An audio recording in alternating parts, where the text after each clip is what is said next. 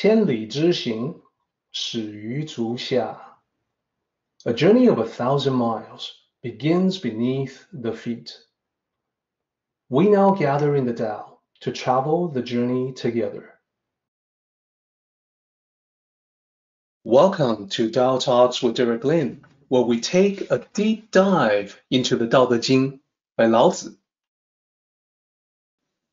I would like to invite you to center your thoughts and direct your attention to this moment in time, to the here and now. To be fully present and mindfully aware as we all ready ourselves for this sacred process of the Tao.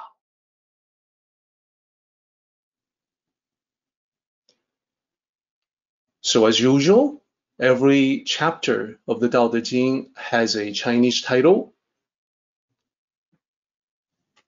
For this one, chapter 69, it is the military strategy chapter. 用兵 章. This is the chapter where Lao Tzu uses military strategy to talk about life strategy. At the surface level, Lao Tzu appears to talk about the principles in utilizing or deploying military force, like an army. In reality, he's using that to draw conclusions about how to conquer the challenges of life, how to emerge victorious from your various battles in your own life. This chapter is full of advanced, abstract concepts. It's given quite a bit of trouble for people who don't really know the history of Tao thought. They may find the lines quite baffling, and this includes academics and translators. Oftentimes, I see people look at these lines, especially in this chapter, and ask, what do they mean? How do they make sense? How can they be applied to life? So this is where I think, our talk today will provide value for everyone. Our talk will serve as a guide. I will show you how the ancient sages, including Lao Tzu, thought about war and conflict. And I will also show how they applied their thinking to living one's life in general. In that respect, it can be very useful for us. So let's get started right now.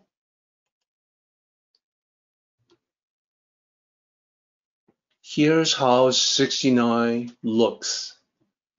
As usual, let me read it from beginning to end. Tao Te Ching, chapter 69.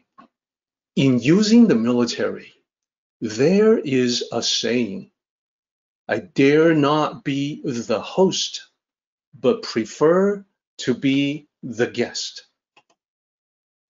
I dare not advance an inch, but prefer to withdraw a foot.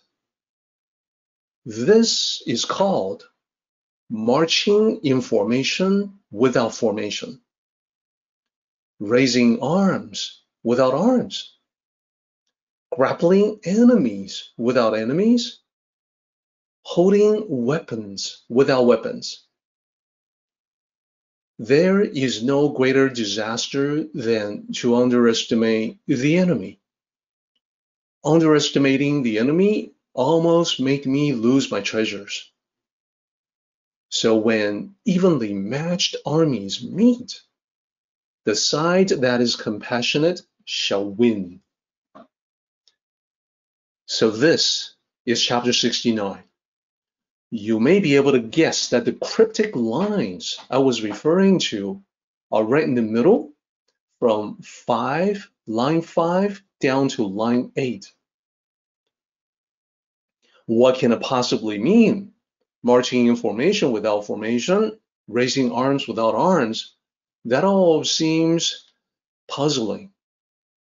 That's exactly what we're going to clarify today. And we begin with an analysis on the different sections so we can identify where the breaks occur within the chapter. So let me start out by drawing everyone's attention to lines 2 and 3. There are several characters in common between the two. It's offset by one character at the beginning of 2. That's the character we'll talk about when we do the line-by-line analysis. But if you disregard that character, you see that there's actually corresponding characters between lines 2 and 3. So I've highlighted them for you. You can tell you've got identical characters in the ancient Chinese with the corresponding translation in English too, off to the right side. First, we have 不敢, dare not. And then we have the character which is a connecting character, but. So I dare not something, but I prefer to do or be something else. So there's going to be some characters here that are implied but not explicitly in the original ancient Chinese.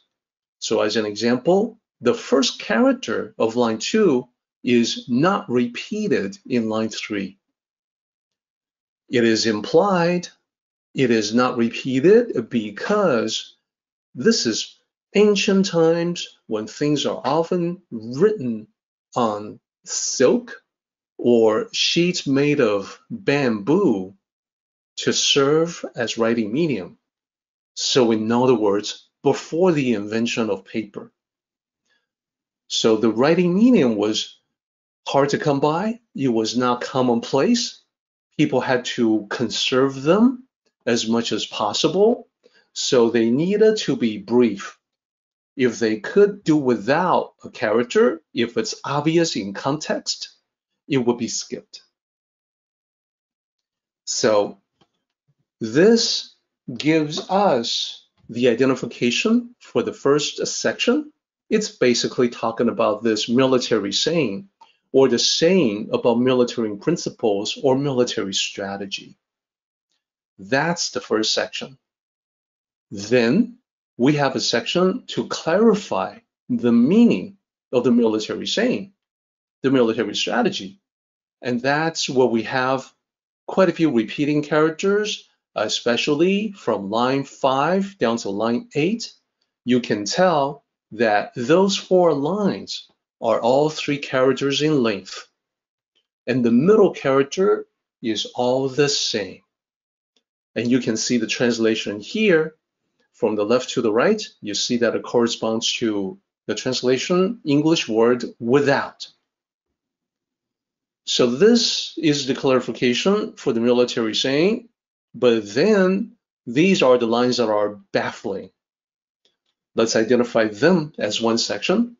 So we've got saying in section 1. We've got clarification, that is not clarifying, in section 2, but I will explain what they are. Then we have the concluding section, section 3. Section 3 is the conclusion that basically says, do not underestimate the enemy. The enemy in our lives will be the daily challenges that we face. We battle, so to speak, with the daily challenges. And at the very last line, it's talking about the side that is compassionate shall win. And we're going to see that this is an echo of the previous chapters that we have studied. We have gone through a section in the Tao Te Ching that is about the military, that is about warfare, and then reflecting that into life. So we're going to see that as a common pattern for this chapter as well. So let's go ahead and look at these lines one by one, and in some cases, look at the key characters. I'm going to start out with the character Bing. So the pinyin is like the way it sounds, Bing, and you'll see it as the second character in the first line. The meaning can be soldier or plural, soldiers.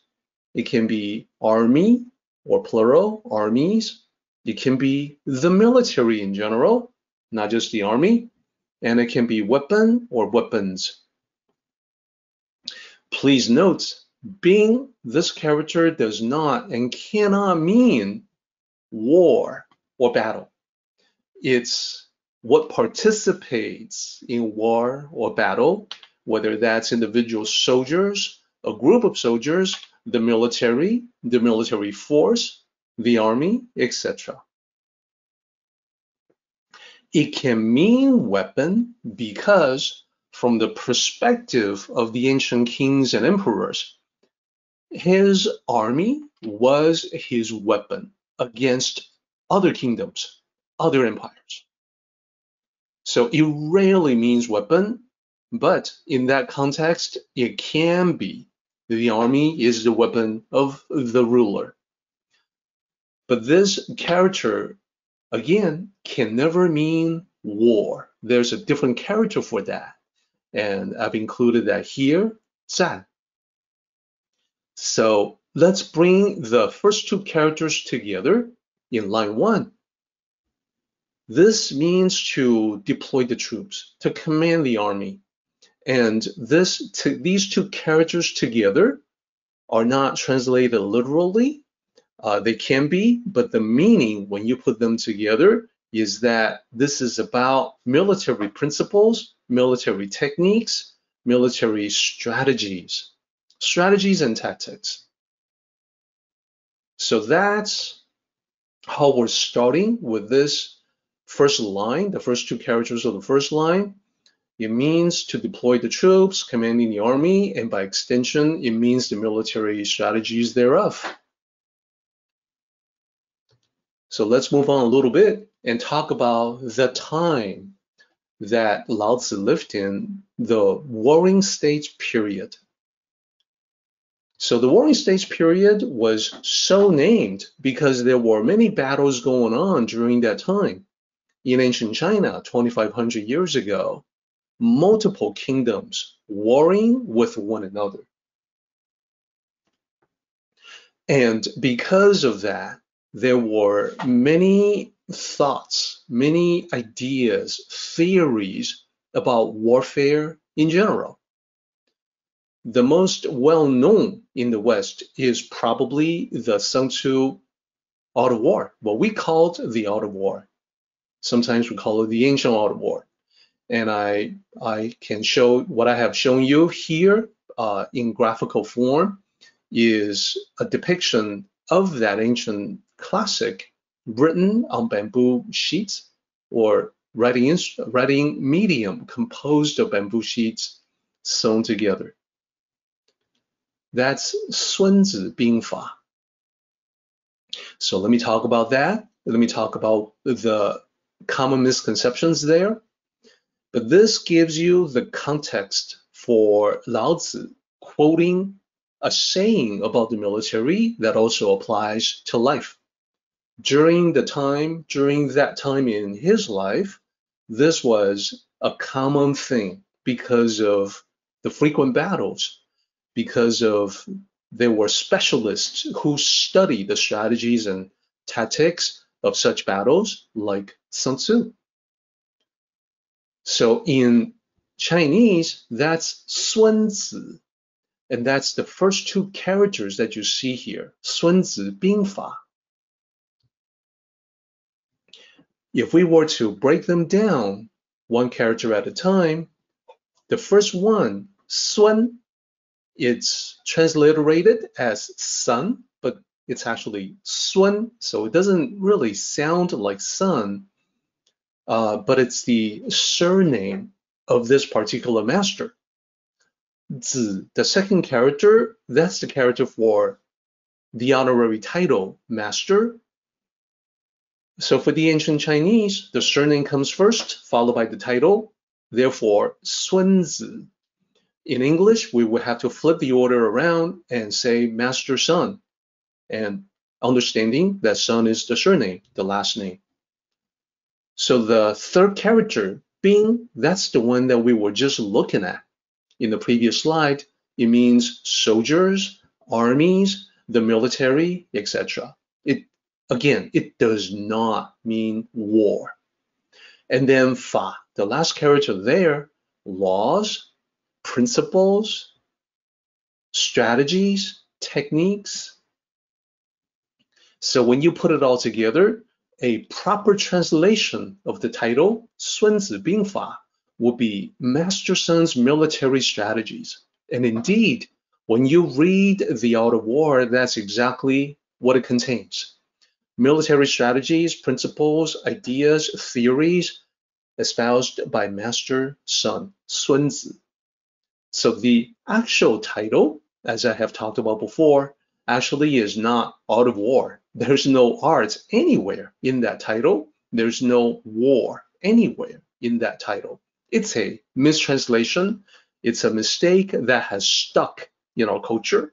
There's no getting around it because it's already embedded in the Western culture in general. So now, let's stick to the important point here. The perspective of Lao Tzu was that the battlefield could be a metaphor for life.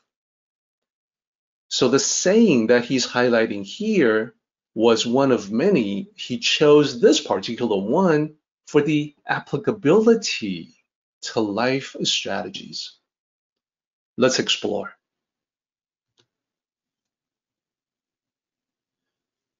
We begin line 2 with the character Wu.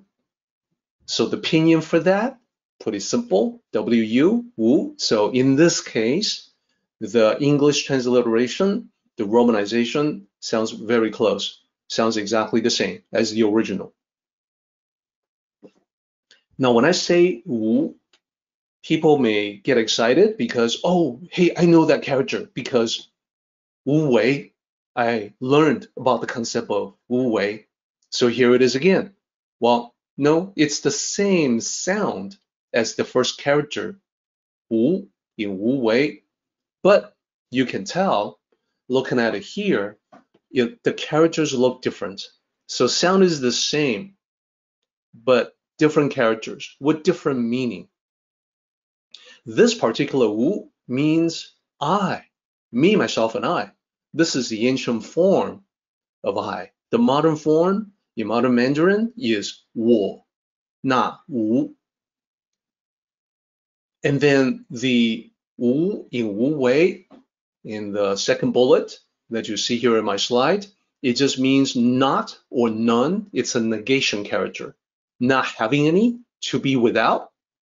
So a completely different meaning. So it just doesn't just look different. It means something completely different. So this character Wu, this is still sometimes used in modern Mandarin. However, this doesn't need to be mystifying if you think about the fact that even today in modern English, we sometimes use thou or thee. You might say thou shalt not something. Everybody knows what you mean is you shall not that same something. So thou and thee, we know to be the ancient form of you, but sometimes we still use them. So same thing in modern Mandarin. People know that Wu is the ancient form of I, but occasionally they will use it. Now, let's examine the rest of this line. Basically, it says, I don't dare to be the host, but prefer to be the guest. That's the translation. If we were to break down this line character by character, we would transcribe the following. So the first character there, which is the second character in this line, is the 不, that means not. Then we have the character for dare.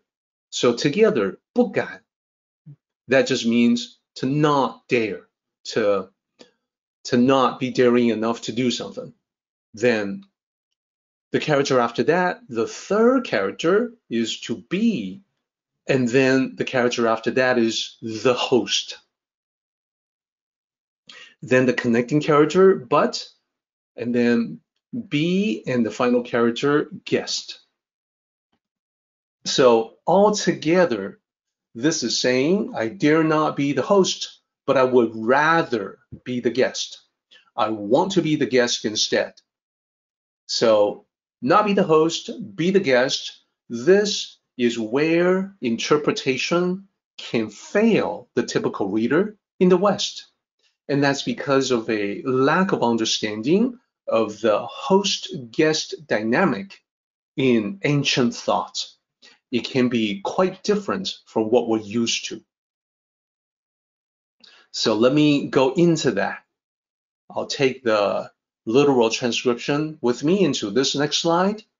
The reason why we can possibly misunderstand is because of a Western paradigm or inclination to think of host as the defender, the reactive side, and then the visitor is the attacker. The guest is the active side.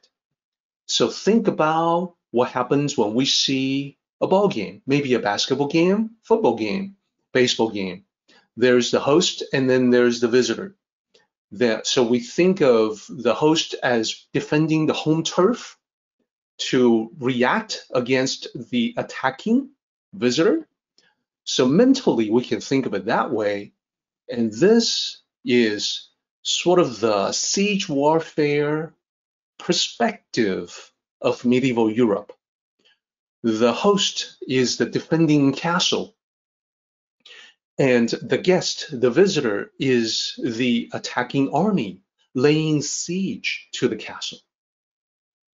So in this paradigm, the visiting side is the active party. It's moving around, looking for an opening, looking for a weakness in the castle's defense, and then initiating probes and attacks, trying to get in. The host is the reactive party. The castle, the defenders, is sitting tight, waiting for the attackers to do something, and then reacting to that, fighting back to repel the attack. So we're familiar with that, from reading books, from watching television, movies, etc. We understand how those dynamics work. But everybody, that paradigm, that thinking is the reverse of what Lao Tzu meant. So that's the first point that we need to clarify, is to explain why it was the reverse.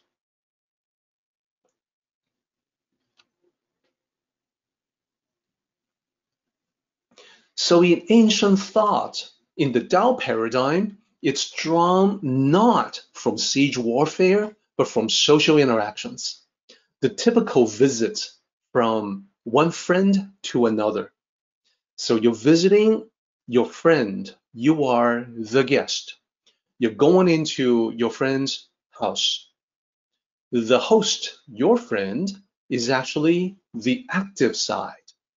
You're sitting on the sofa in the living room, on the couch, perhaps, and the host is moving around. Can I get you something to drink? Can I get you something to eat? How are you feeling? How's the temperature? Are you comfortable? So the host is actively fussing over the guest. And you, as the guest visiting your friend, you are actually reactive. Like, oh, yes, a little bit of water will be fine, thank you. You're relatively passive. You're sitting on the couch while the host is fetching water for you. And then, other stuff. So in that social dynamic, in those interactions, that's the dynamic we're talking about here, where the host is the active side and the visitor is the reactive side, the guest. is the one that's polite, sitting around, not doing much, letting the host be busy. And it sheds light on this particular line. So Laozi is basically saying that I don't want to be the active side. I want to be the passive, the observing side.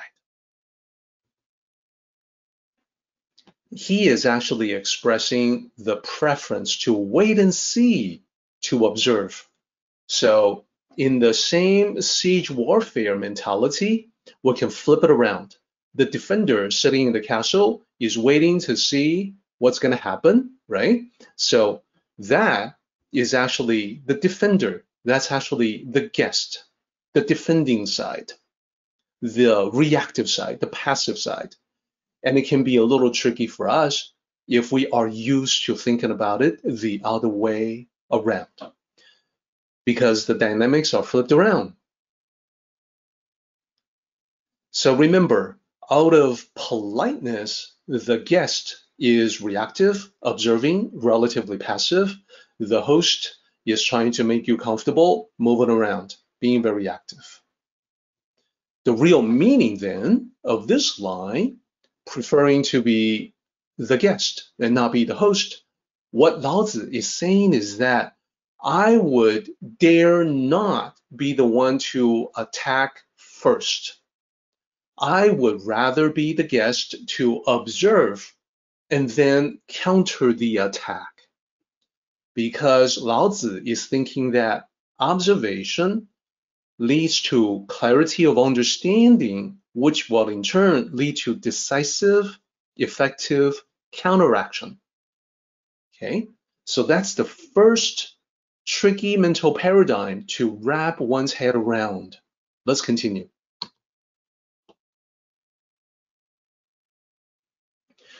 So here is what Laozi is saying. First, in a contentious situation, do not be the one to attack. Do not initiate physical conflict. And when I say contentious situation, this can range from all-out war between kingdoms to just, personal friction. Just unpleasant friction between you and someone else. And indeed, we see the wisdom of this in modern times, because in our world, the one who attacks first, that is the one charged with assault. The one who reacts to that initial attack is acting in self-defense. Therefore, the one who reacts has the advantage. Now, we also want to talk about situations that are not necessarily contentious, but perhaps a challenge that you need to overcome. So no matter what it is, in everyday situations, the idea from the Tao is that you don't want to rush into anything blindly. You don't want to just, strike out, lash out, take some sort of action without thinking. So it applies to more than just warfare. It applies to more than just fighting. It can also apply to communication, not just facing a challenge or a task that you need to complete, but rather when you communicate with someone else. The idea is to not jump into it with your own thoughts and opinions right off the bat.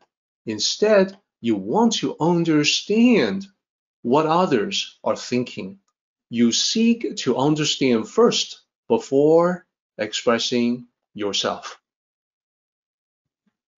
So these are applicable to life from the general principle in the Tao that non-contention is to be valued. In our world, in the Western mode of thinking, we think about first mover advantage, that you can gain an initiative, you can gain an edge by striking first. In the Tao context, it's the other way around. Non-contention, peace and harmony, that is more greatly valued than the first striker advantage. And in non-contentious situations, The value is in knowing what you are getting into. That is, you want to see what is ahead of you before taking your step. This wisdom exists in our Western traditions and culture as well. We talk about knowing what you're getting into, keeping your eyes wide open, knowing exactly what it is that you are getting yourself involved with. To be perfectly aware of what the situation is, the emphasis is on clarity and clear perception. You just got to know what you're getting into. Similar to the expression, look before you leap. So I think that's appealing because that is something that we're all very familiar with. Now, let's go back to Lao Tzu. I want to talk about the many different ways that we can apply this whole idea of being the guest, being the polite guest who is observing, looking to see what's going on, and then react. So here I have this for you. This is all about being the guest. We'll start with the Tao concept itself. We'll take a look at how it applies to warfare and then different aspects of life. As you can see, there's martial arts, there's contention, interactions, communication, etc. So what's the concept? Rather than to make the first move, observe and make the most appropriate counter move. That's the overall concept that is widely applicable to many different areas. So how would we apply this to warfare? In ancient times, what Lao Tzu said is that let the enemy expend its energy. Let them come to you, expending their energy in the process. Let them reveal their strengths and weaknesses. Let them expose those weaknesses so that we can exploit them. We can take advantage of them. As they are moving toward us for the attack, we can see what their weaknesses are, and then we can figure out the best thing to do. This, by the way, is the reason why in ancient times as well as modern times, in order to attack a fortress, in order to attack a set position, it is imperative to bring a force that is many, many times stronger than the defenders. If you are bringing a force that is equal in strength to the defenders, you are going to lose. And that's exactly what Lao Tzu is saying. The advantage rests with being the inactive but observing guest. So when you see martial arts, whether it's the movie depiction thereof or an actual martial arts contest, maybe a boxing match, you can see this principle in action. That is, the smart fighter is ready for an attack. And when that attack comes, that the wise fighter is able to block or evade and then deal a devastating counterstrike. Same idea.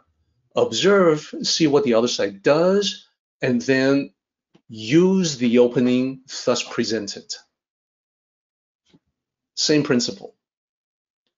So let's take a look at the generic contention, that a contentious situation that we are faced with in life. We're not necessarily going to be involved in war or battle. We're not going to enlist in military force. We're not going to fight someone, whether in martial arts or just the everyday fist fight. But we can all we can all encounter contentious situations in everyday life. Without being a soldier, without being a fighter, that can still happen. So when we apply the wisdom of Lao Tzu in a situation like that, what Lao Tzu says is, don't be the aggressor. Instead, observe what the aggression is that's been initiated by others in order to defuse, in order to take the appropriate action, the appropriate countermove. The counter move may not be to strike, but to figure out a way to diffuse the situation. Or in other words, to work toward peace. Same principle, widely applicable. So what about when it's not contentious, just interactions with other people, dealing with your friends, your coworkers, your family members in different settings? Interactions. Lao Tzu says, don't jump to conclusions. You want to understand the situation first. You want to see what's going on, see the context, see different sides before taking action, before speaking. You want to observe and understand. And lastly, communication, as we talked about. Seeking to understand first means do not assume. Listen to what they have to say. Yeah, you can offer your thoughts and opinions, but you can do that better when you understand the context. Indeed, if you think about how oftentimes context is everything. Think about someone yelling, move. Okay, well, in the context of someone sitting on the couch and watching television, yelling move is rude for someone to move so you can continue watching maybe a game on TV. What is rude in that context becomes not rude in a different one. When yelling move at a scene where there's fire, a disaster happening, a wall is coming down, yelling move entirely appropriate because you are trying to save someone's life. You're warning them about a danger that is incoming. So context is everything. Same thing, same action, yelling move. In one context, rude. In another context, life-saving. Context makes the difference. Therefore, Lao Tzu says, understand what that is.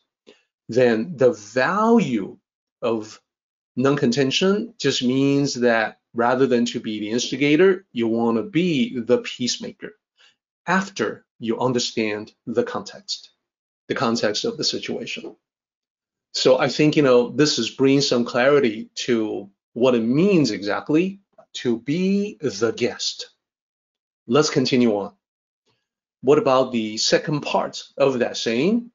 The second part says, I dare not advance an inch, but prefer to withdraw a foot.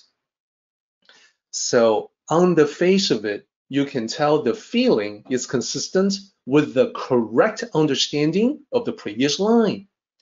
To advance an inch is to be the attacker, the one who comes in to take. That's the active side. That's the host side in the social dynamic. Prefer to withdraw a foot is to back away, to be the defender, to be the cautious guest. Okay, so that is consistent. Let's break it down into the details of the characters. First, 寸. This is in the middle of this line. This character is the fourth character right in the middle of this line. It's depicting a short distance, an inch or centimeter, but that's in accordance with our modern understanding of distance. In ancient times, they had different measurements for distance, but this character always means the shorter distance, similar to what an inch would be for us in modern times. The other character, 尺, a foot, a meter, a longer distance. So don't be fixated on exactly how long it has to be. The importance is in the relative length, that the inch is meant to depict the shorter distance and a foot is meant to depict a longer distance. So to advance an inch, 进寸, that means to gain an advantage, to impose yourself, at the other side's expense. That is the active side. That is the attacking side. And an inch is a small advantage. This refers to the military context, but it is also applicable to life in general.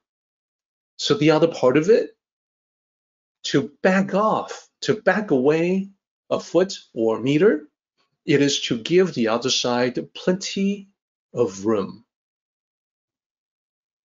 So now you see the difference between the two, and you can see the similarity, the match. Withdraw a foot to be withdrawing, to be polite, to be inactive, that's the guest. To advance an inch, that's to be active, that's the host. So this ancient thinking has had a profound effect on Chinese history and culture in general. It's actually, one can derive a couple of sayings, set expressions from that, and one can do so from the positive as well as the negative side. With the Tao, there's always the yin and yang. So let me zoom in on that. Advance an inch, withdraw a foot. So first, you see the 4 characters there, 以退为进. That means you regard taking a step back as actually being advantageous or in advance. To back away is actually advancing yourself. So that's a common saying. It is in widespread use even today. And what it means applied to daily life rather than ancient warfare is that when you are being polite and courteous and non-contentious, you are actually advancing yourself because these will bring you advantages in life. And this is therefore the positive application of the Tao. To not be the one who is so forward and imposing and aggressive, nobody likes that. But if you are backing off, if you are giving the other side plenty of room out of respect, that's going to play to your advantage. People will like that a whole lot better. Then when they say, well, you can come closer, when they beckon, that is when you are being invited to close that distance. So initially, to back away, and this has other implications as well. A lot of times when people are trying to solve a difficult problem, they can't solve it because they're too close to it. They can't see the larger context. When that is the situation, a wise sage may say, 以退为进, back off one step, and then suddenly you can see the whole thing. You can see the context. You can see a wider perspective, and you can see the solution. So oftentimes, the wise person will say, if you take one step back, then suddenly the ocean is wide, the sky is open, and that just means that, hey, I can see everything clearly now. So that's very positive. Now let's explore the opposite, the negative side. Yin and yang, there's always one side and then the other side, the complementary duality. 得寸进尺. This is negative. The meaning is literally obtain an inch and then advance a foot. This is depicting someone who doesn't stop with the greed. So it's not enough for them to 得寸, obtain an inch. They must then follow that up with 进尺, to advance a foot. You can't stop them just giving them a little bit. After they obtain a little bit, they will want more because greed has no limit. Greed will not stop. Not stop with an inch, will demand a foot, and therefore 得寸进尺. This is the negative kind of aggression. This is the flip side. This is the dark side to complement the light side. So now that you see that additional layer of meaning, I think this is actually a good place for us to take a mid-meeting break. So let's go ahead and continue on with Tao Te Ching chapter 69. The important point to remember at this juncture is that these concepts are not limited to military applications. They are widely applicable to one's life. With that in mind, let's take a look, continue with line 3. So advancing an inch. In war, that just means being on the attack. So it is better to back away. Rather than to be on the attack, it is better to back away. Lao Tzu says that. Why? Because you can then let the attacker be overextended. This means that it is then possible for the attacker to temporarily be unable to defend an opening when the attacker is overextended, or temporarily lose balance. As the attacker is overextended, they may stumble, they may even fall. And even if that doesn't happen, when overextended, an attack will lose steam. Power tends to dissipate the longer you try to extend that power. Weaknesses become exposed, and therefore momentarily unable to defend. And yet another meaning about preferring to back away instead of advancing an inch, it's applied to rather than provoking a battle, like picking a fight. It would be better to prevent war and promote peace, which in our lives is making friends. So the truly powerful nation is the one that has the ability to wage war, but chooses not to due to the preference for peace. A spiritually powerful Tao cultivator is the person who is strong, but chooses to utilize that strength for peace.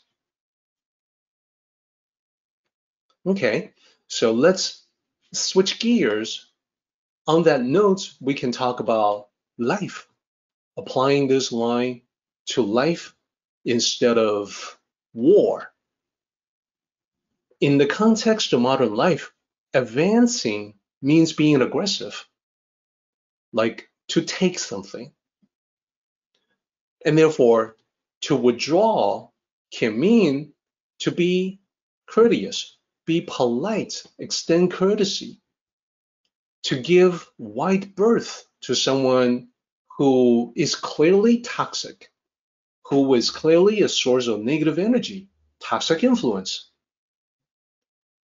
And in arguments and debates, the best thing to do is to not engage in it, but to give the other side more rope because they end up paying themselves. So rather than to advance an inch, withdraw a foot. And that applies to many situations, as you can see in this slide.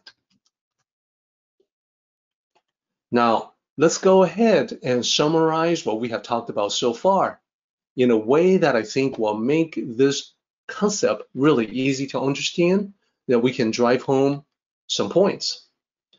Here, you're going to see two representations of attackers and defenders. The attacker is the one that's advancing against the defendants. The defenders are withdrawing into safety.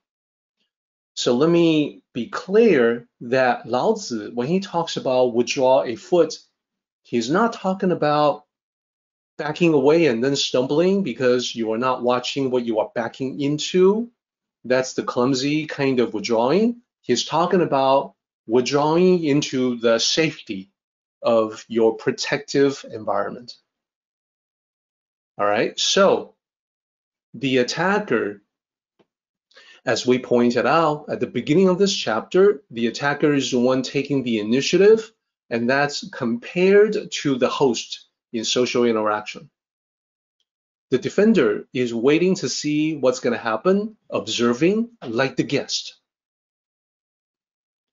Then, because the attacker is coming all that way to attack, the attacker is actually exposing itself, exposed out in the open. Whereas, Lao Tzu notes, the defenders are safely behind protective cover. So there's definitely a difference between the two. The attacker spending energy to mobilize, to get into position to attack the target. The defender, on the other hand, is resting, conserving energy in well-established defensive positions. And as I said before, this is why the attacking side needs many, many times more the military force to take a well-defended position. So in attacking, the attacker is revealing strengths and weaknesses.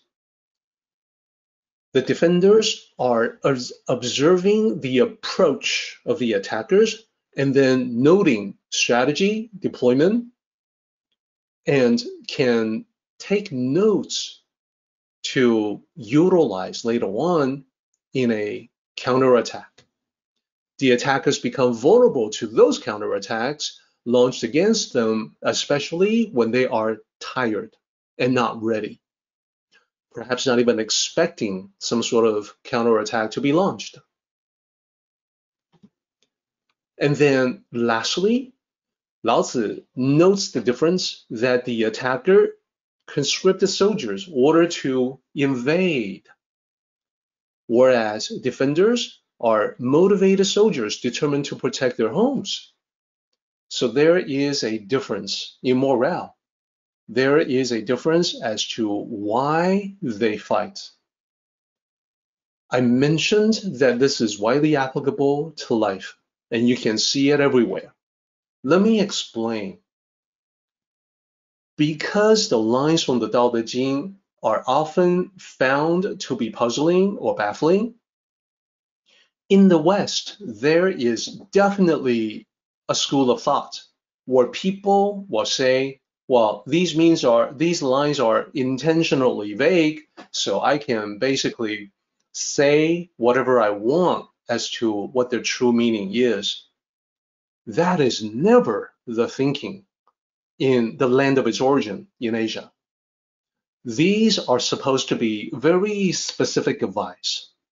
It is only in the West that people get into this blurry, vague, oh, it means whatever I say it does. And that's how you get the really distorted versions of the Tao Te Ching.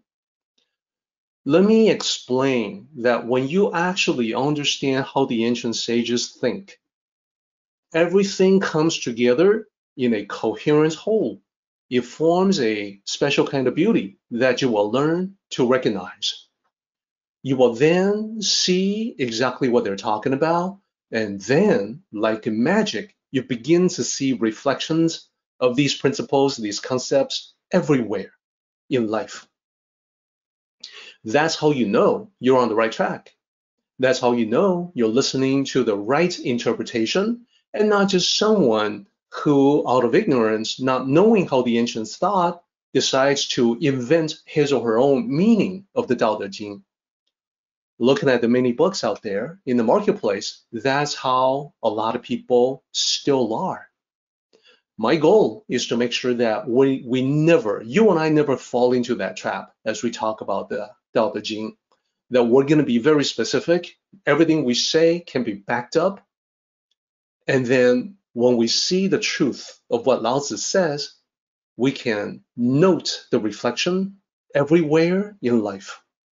Here, looking at this slide, I would say that when you understand this concept, the difference between attackers and defenders, advancing and withdrawing, next time you look at people playing Tai Chi, doing the Tai Chi movements, maybe in the park, you will then see that is what they're doing. Their movements are focused on deflective defense.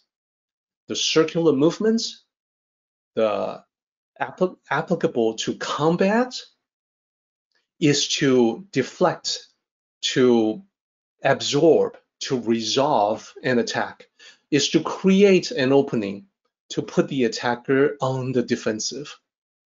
When you understand what this really means, you see it very well reflected in the Tai Chi movements. So this is what the military sayings are. This is what they mean. Now let's move on to the clarification provided by Lao Tzu. We're now in the second section.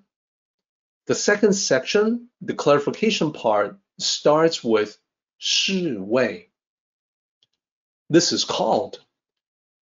And literal meaning, the first character means is, the second character is called. This, in the translation, you see this. That's implied. And overall, this line is an indication of more explanations to follow that will clarify the concepts.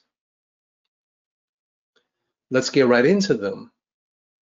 First, we have this concept that says marching in formation without formation. To the Western thought, to the Western mode of thinking, it's like, well, make up your mind. Are you marching in formation or without? It's one or the other. If you are not marching in formation, then that's one case.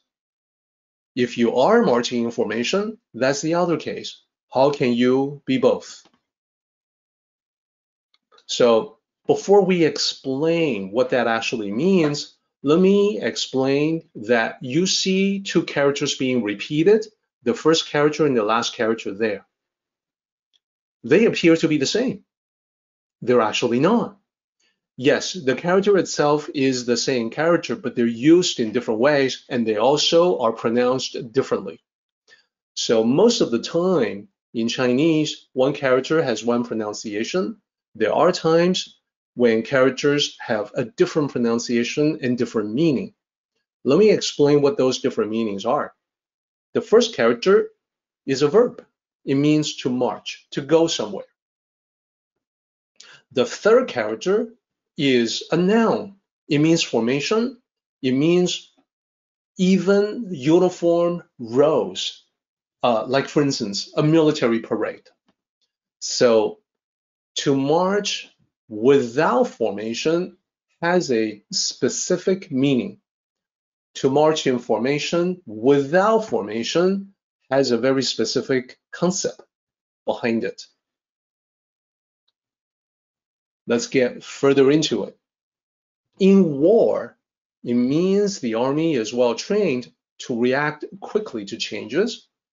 So to the untrained eyes, it does not seem to be in formation, but the army is actually highly disciplined, and they are able to fall into position at a moment's notice when the situation changes, demanding a particular battle formation.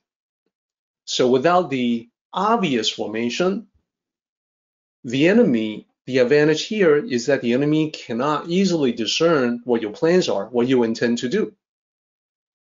So this is an army that is well trained, but is also very flexible. So keep that in mind. The flexibility is what we apply from warfare to daily life. So in life, this means you also have the discipline of having plans, a plan that you follow. You follow a path that may not be obvious to others. Well, even before we talk about making plans, just by the fact that you are studying the Tao, you're following a path that's not so obvious to the other people in your life. They may not really understand. You've got reasons for doing what you're doing, but other people don't really know what the plan is or what the path is. So in working on projects and tasks, having a plan is to have a path to follow. And that plan includes contingencies. What is the plan B if something doesn't work out? Having contingencies and the overall plan, you can be very calm as you go about it. So when things change, it doesn't rattle you. You're not unsettled. You can remain calm and you put your contingencies into effect. So having a plan, you're calm and prepared, even when things changed. So the key here to remember is that when we talk about a march, a military march, it is a disciplined, regulated action. And keep in mind that most people who are not studying the Tao, who have not been exposed to these concepts, they go through life without a whole lot of plans. Like, I'll figure it out when I get there type of mentality. We see that all the time. That means they are moving forward, yes, but they are not in any kind of formation. There is no plan. As a Tao cultivator, I want to encourage you to always have a plan, no matter what it is you're thinking of. If it's the cultivation for yourself, have a plan for that. If it's heading out for lunch, have a plan for that. You want to already spend some time thinking about what's going to happen. So it doesn't matter how the situation changes. You are always ready no matter what. You always have your composure no matter what. Let's move on to the second one. The second one is line 6, and you can see that it's raising arms without arms. What does that mean? So before we get there, let me also say that these 4 lines, 5, 6, 7, and 8, they are grouped into two couplets. So 5 and 6 are related, and 7 and 8 are related. Although I have to admit, without explanation, without ancient commentary, a lot of people will miss the connection between 5 and 6, 7 and 8. So let's take a look at line 6. Raising arms without arms. This is going to be puzzling to many people, but let me explain what it means in war. Engaging with the enemy without appearing to take much action. That is, because you are observing, waiting to see what they do, waiting to see an opening being exposed. When the other side is exposing that weakness, you capitalize on it. So to untrained eyes, it looks like the enemy is defeating itself. Sometimes we say that general is so great, he can win battles without lifting a finger. So that is the corresponding idea. Raising arms without arms, you seem to do little or nothing, and yet you win. Another interpretation for that, closely related, is that you actually don't need to fight. You can use compassion to win over your enemies. That is especially applicable in life. So let's talk about the everyday living part of it.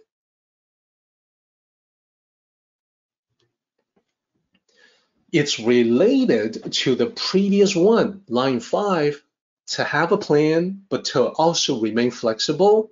In this one, you are acting from a well thought out plan.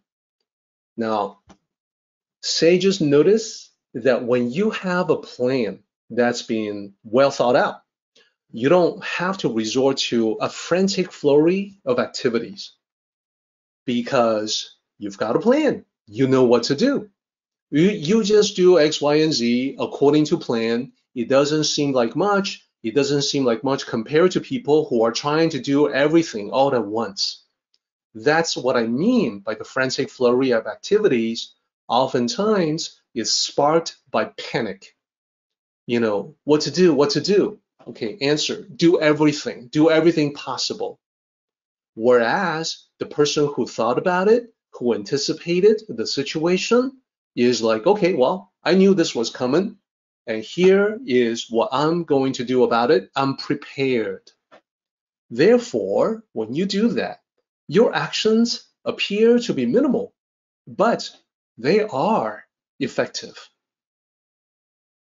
So, to raise your arms in this context means taking decisive action to get things done. So then realize that the majority of people out there, people who don't study these Tao concepts, they act out of the necessity of the moment. They usually don't think things through.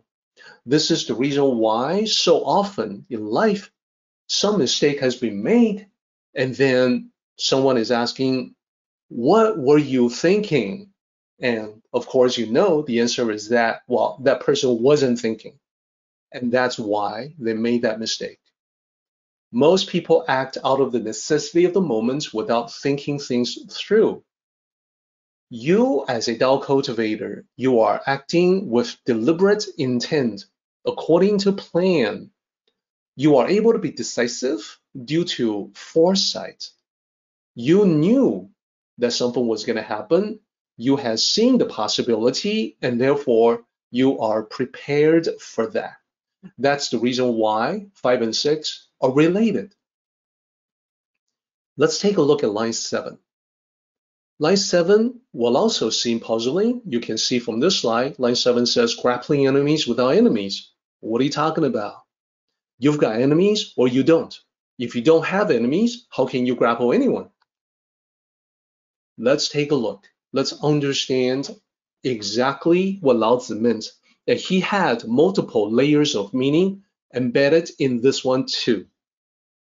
In war, one aspect of it is the wisdom that your enemies are people too. Do you really have enemies? They also have people who will mourn for them if they're hurt or killed. When you realize that the enemies are people too, then that realization causes you to want to minimize the loss of lives. This is where compassion naturally comes in. You want to obtain your objectives, but you don't want to kill. You certainly don't want to kill needlessly. The Tao ideal is to not kill at all, but turn them into friends without bloodshed. Yet another aspect of the meaning, another dimension about this that Lao Tzu meant is that the wise general can affect enemy movements and deployment with skillful feints. That is, you're grappling with enemies, without enemies, you appear to be massing for an attack at one particular place, causing the enemy to bring reinforcements to that same place in order to guard against your attack. But the wise general's true intention is actually a completely different objective. And therefore, that wise general is able to catch the enemy unprepared. It's like they're not even there. It's like you have no enemies. You just walk in and take what you want. So that's another aspect of it that applies to the ancient battlefields. But let's talk about today. Let's talk about life, your life and my life. So this is the wisdom that there are no true enemies. If I were to think about this, my first reaction would be that, well, wait a minute, I do have enemies. I have my detractors. I have my critics. I have naysayers in my life. I have people that I don't like. In that respect, I am not so different from anyone else. But then, when I go deeper into the Tao, I realize that these so-called enemies of mine, they are living, breathing human beings as well. My contention with them, more often than not, results from some kind of misunderstanding, a misunderstanding that can potentially be cleared up. And if I am truly honest with myself, I have to admit that my worst enemy is not anybody else but me. I am my own worst enemy sometimes. So whatever the case may be, whether these enemies are imaginary, somebody else, or yourself, it is possible to turn them into your allies. You may have skeptics, detractors in your life. The skillful cultivator of the Tao turns them into friends. And enemy in this context also can mean something other than people. It can mean a problem, like a challenge. A challenge is the enemy. A problem that people usually wish to avoid or to ignore or maybe put off, like sweep under the rugs. In the Tao, the idea is that you must have the clarity of perception to see that challenge or problem for what it truly is. If that enemy turns out to be yourself, to come to grapple with the enemy, to come to grips with your own tendencies to sabotage yourself and converting that enemy that is you to your own best ally. In a problem, to grapple with the enemy is to come to grips with a difficult problem, which may be your own inertia or procrastination. But once you've done that, the problem disappears. You really don't have any enemies at all. So there are many layers to this particular wisdom. It is truly profound. And let me remind everyone, line 7 is related to line 8.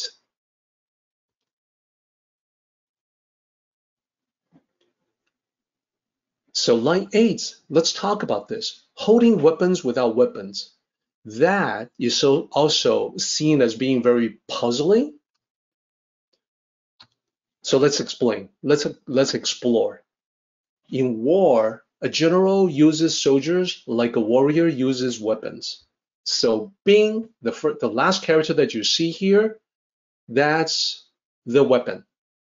When you apply the battle as a metaphor for life, so the battlefield is the competitive arenas of life, then being the weapon for you and for me will be the right tool for the right job. I hope everybody follows that logic so far. A general uses the army to achieve a military objective. You use the appropriate tool to accomplish your objective. So being means weapons, but in life, it is a tool of choice. In the military context, one can use a weapon or an army as a show of force without actually using it. So then it is as if you don't have a weapon, you're holding a weapon, you are backed up by strength, but you're not going to use it out of compassion. So it is as if you have no weapon at all. And we'll talk about how this applies to life. Right off the bat, when we talk about weapons being a tool of choice, you already know that when things don't work out, the tool that you use is not to blame. It can just be that you need a different tool, or you need to improve yourself. Now, let's get into the final aspect of this, which is the applicability to life. So as I mentioned, the various tools are your weapons of choice in life's battles. Then this is what we point out. What are the best weapons? What are the ultimate weapons? Well, the ultimate weapons are intangible, the mental aspects. It's the mindset of being resourceful, of being flexible, solving a problem, knowing what to do, being smart as you go about the different challenges of life. Those are the best weapons. With the proper mindset, you can accomplish anything. You have the right weapon for the right job.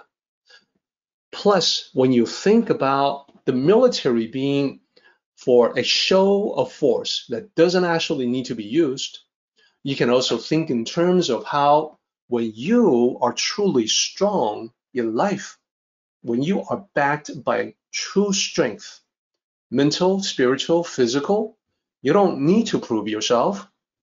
You can be very confident without any intention of doing anyone harm.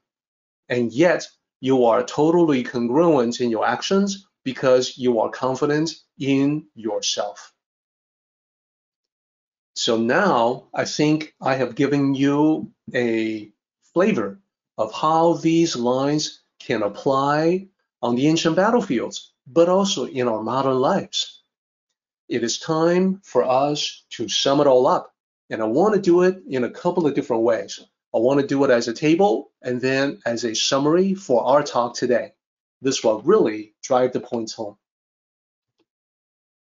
First, let me lay this out for you. Life strategies. Ultimately, that's what we want.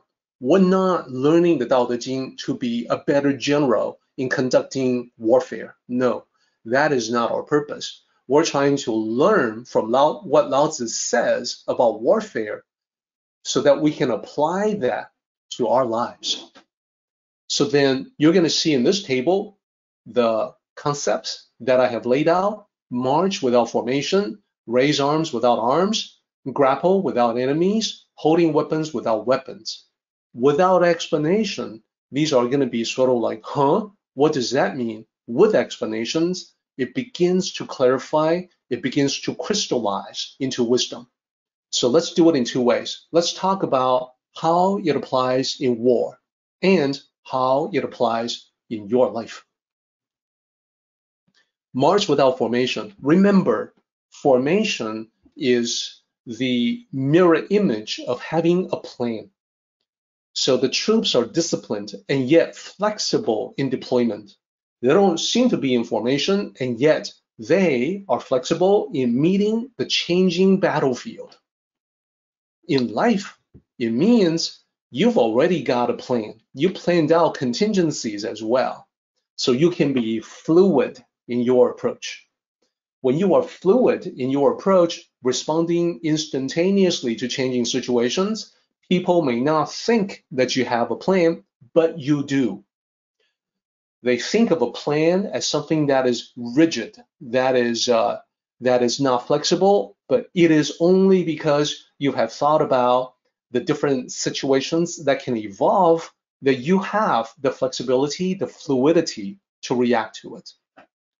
This is what Lao Tzu meant.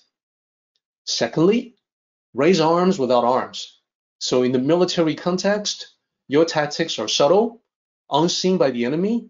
It's because you have a plan, and you can do just what is necessary for that plan. And therefore, your actions are minimal and yet very effective. Same with life. You get things done, and you can use positive reinforcement. You don't need to use coercion. You don't need to force anyone into doing anything. So the first two are related. These are all planned out. Then let's talk about grapple without enemies. So for the military commander or the military general, you are able to affect enemy movements without actually engaging them. We take that to apply that to life, and it means that, well, I don't really have enemies, but I can exert influence on other people. I can enlist them to my cause. I can exert that influence, like affecting enemy movements. I can convert them from enemies into allies. Lastly, holding weapons without weapons. Your actions are backed by force, but there's no actual violence necessary.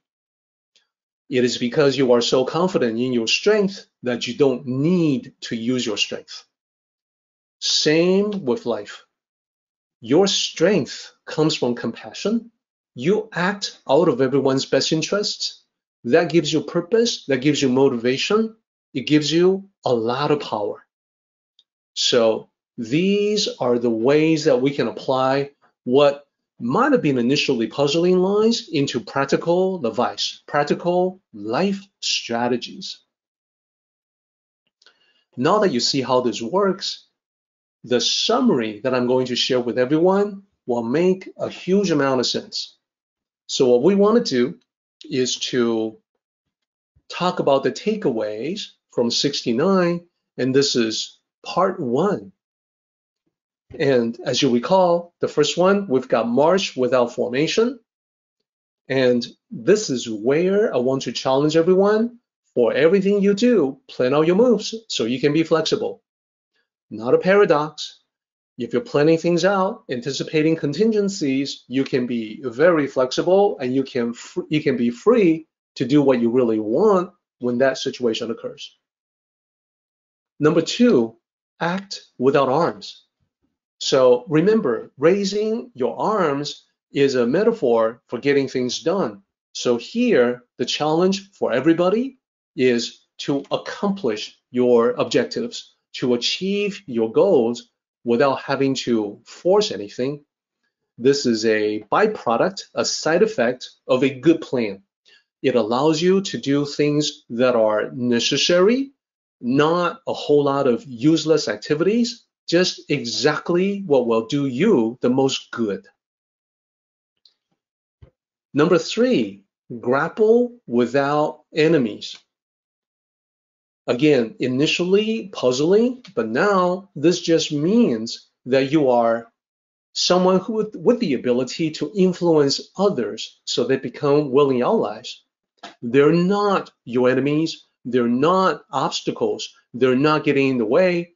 They are helpful allies. They can do a lot to contribute to your cause. All you have to do is to figure out how to align what you want to accomplish with what they want for themselves. That's how you grapple with them. You don't need to treat them as enemies. They become your friends. Lastly, fight without weapons. So this is having weapons, but without weapons. Having weapons as if you don't have weapons, this is out of your compassion.